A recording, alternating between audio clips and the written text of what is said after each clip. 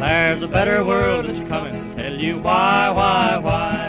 Better world that's coming, tell you why. Now, in one of your papers, this was fascinating to me. High victim sensitivity was positively correlated with frequent perception of injustice from all perspectives. So, and this is from the ADHD paper. So it can be assumed that people with ADHD are highly justice sensitive because they are highly victim sensitive. So is that normal that you have that full blend of all of the justice sensitivities? Yeah.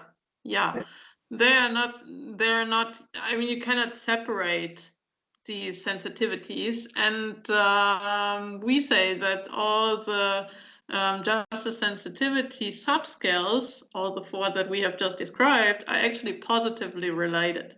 And they're probably positively related because they all reflect like an underlying common interest in justice, right?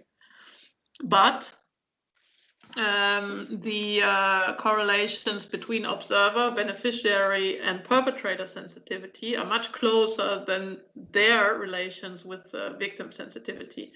And this is also interesting because when you look at relations of victim sensitivity with different outcome measures, let's say aggression, and the relations of the other three justice sensitivity perspectives, which are sometimes called the altruistic perspectives of justice sensitivity,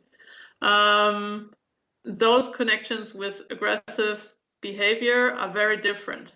So, for example, victim sensitivity has positive relations with aggression, while the altruistic justice sensitivity subscales have negative relations with aggressive behavior. So, and this is why we think that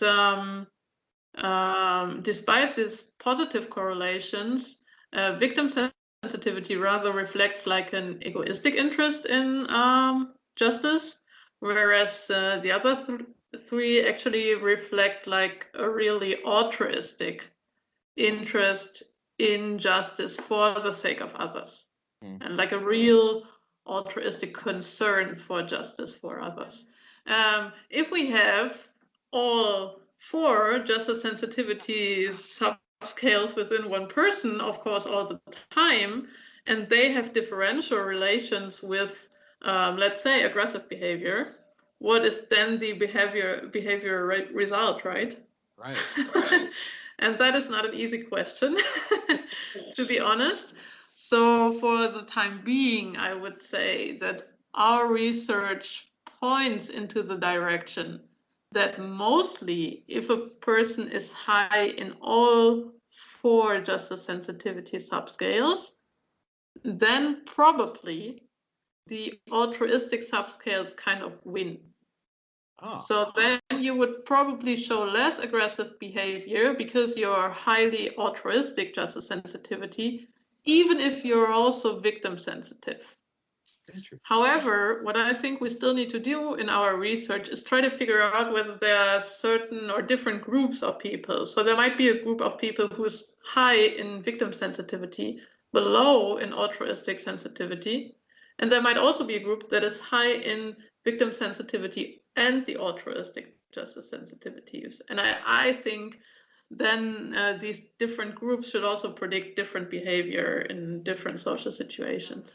So we have done some different studies, and I'd say especially in the middle childhood sample, it seems like really the altruistic facets have the greater power in predicting social behavior, which might be pro-social or antisocial.